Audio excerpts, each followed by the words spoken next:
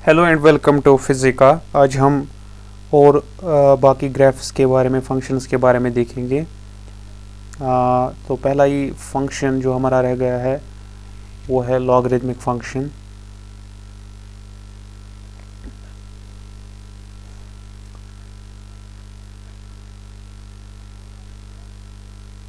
Logarithmic function.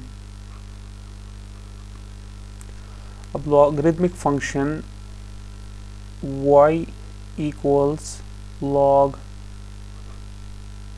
x, इस function को logarithmic function बोलते हैं। इस फंक्शन का ग्राफ अगर हम देखेंगे तो इस फंक्शन का ग्राफ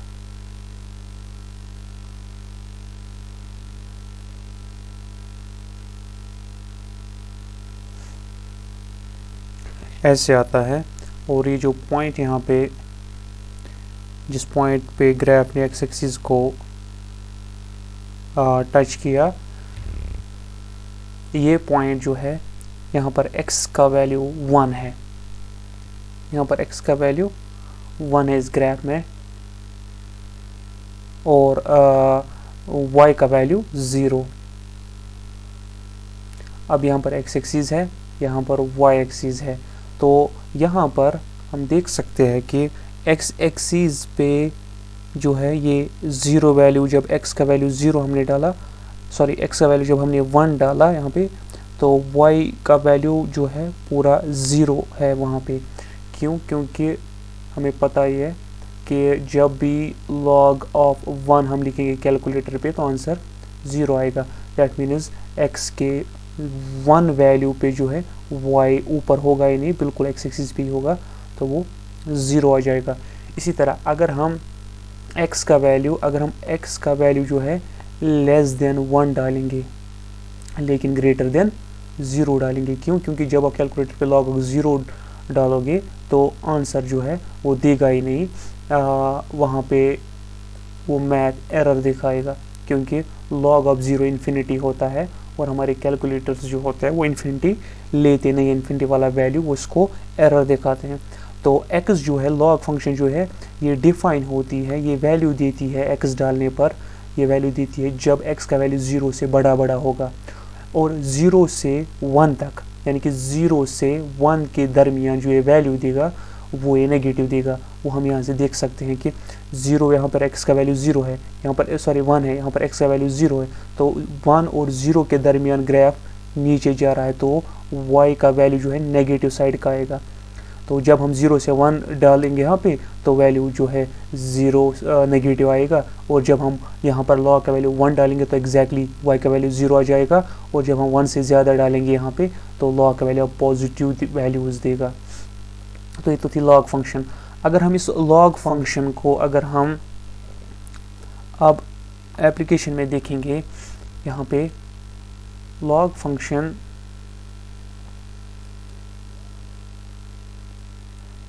हम log फंक्शन को ही ड्रॉ करेंगे। यहाँ पे सपोज हम डालेंगे इक्वेशन, सिंपल इक्वेशन डालेंगे हम, y इक्वल्स log x।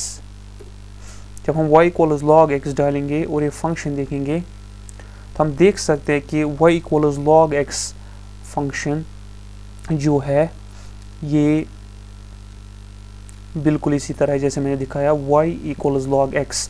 तो जब x का वैल्यू यहाँ पे, जब x का वैल्यू जब x का वैल्यू हमने 1 डाला तो ग्राफ जो है y का वैल्यू ना पॉजिटिव आया ना नेगेटिव आया, बिल्कुल 0 आया, जैसा मैंने बोला था, क्योंकि log 1 इज़ 0। जब हम यहाँ पर जो देखेंगे कि x का वैल्यू जब लेस देन 1 डालेंगे 0 तक, लेकिन 0 नहीं, वो डिक्रीज हो जाता है, नेगेटिव आ जाता है x एक्सिस के नीचे की तरफ, और ये कभी y एक्सिस को टच करता ही नहीं है, ये y एक्सिस के पैरेलल जाता है। और जब भी ग्राफ y एक्सिस को पैरेलल जाएगी दैट मीन्स y का वैल्यू इन्फिनिटी हो जाता है वहाँ पर। अब ये पैरेलल हो जाता है ग्राफ 0 जब ये ग्राफ 0 के नज़दीक आता है तब जाके 0 पे पैरेलल हो जाता है y एक्सिस को, तो हम कहते हैं x इज इक्वल टू 0 पे लॉग फंक्शन का वैल्यू जो है वो इन्फिनिटी है। इसी तरह अब दूसरी फंक्शन हम देखेंगे यहाँ पे, वो है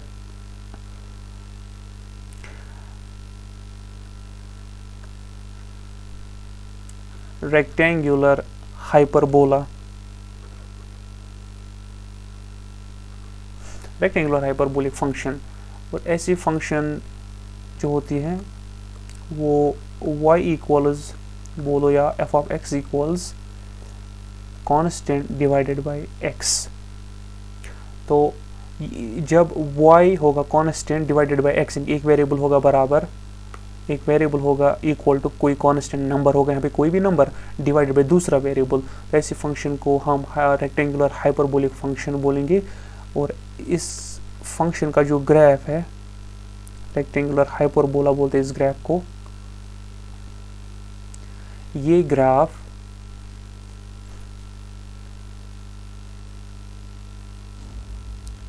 ऐसे आ जाता है। दो पार्ट्स इसके, एक फर्स्ट क्वाड्रेंट में एक थर्ड क्वाड्रेंट में। तो अगर हम इस ग्राफ के बारे में देखेंगे तो जब x का वैल्यू बढ़ता है तो y का वैल्यू डिक्रीज होता है, डिक्रीज x बढ़ेगा और उतना ही y डिक्रीज होता है। तो हम देखेंगे यहाँ पर भी ग्राफ जो जितना हम x को बढ़ाते हैं इतना y का वैल्यू, इतना ग्राफ जो है वो x एक्सिस को पैरेलल होता जाता है। दैट मीन्स जब हम x का वैल्यू नज़दीक आ जाता है, तो दैट मीन जब हम x का वैल्यू इन्फिनिटी डालेंगे तब y जो है इन्फिनिटी पे x एक्सिस को टच करेगा।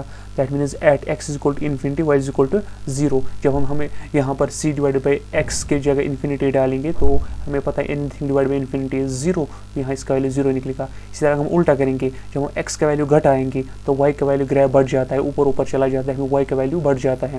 दैट मीन्स जब हम x अब हम 0 जब डालेंगे तो ग्राफ जो है y एक्सिस को पैरेलल चला जाता है वहाँ पे। तो at x is equal to 0 y equals infinity, क्योंकि मिलेगा ही नहीं वहाँ पे, पैरेलल हो जाता है वहाँ पे पैरेलल। अब जब हम अब x का वैल्यू 0 डालेंगे यहाँ पे तो c divide by 0 is infinity. तो ऐसी फंक्शन जहाँ पर हम एक वैल्यू को बढ़ाएंगे और दूसरा वैल्यू घट जाता है, और जब हम इस वैल्यू को इन्फिनिटी करेंगे तो दूसरा 0 हो जाता है, या जब हम इस वैल्यू को 0 करेंगे तो वो y वैल्यू इन्फिनिटी हो जाता है। तो ऐसी फंक्शन, ऐसी दो वेरिएबल्स को हम रिलेट करते हैं इस फंक्शन से, rectangular hyperbolic function y is equal to constant divided by x।